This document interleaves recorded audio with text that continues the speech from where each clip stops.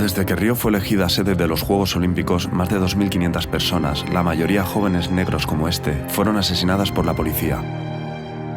Brasil es el país donde más se mata del mundo. Cada 2 horas mueren 7 jóvenes.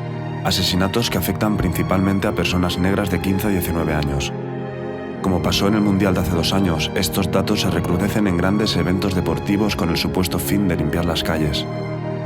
Ayúdanos a parar esto. Firma para que los jóvenes negros no sean el blanco perfecto de las autoridades.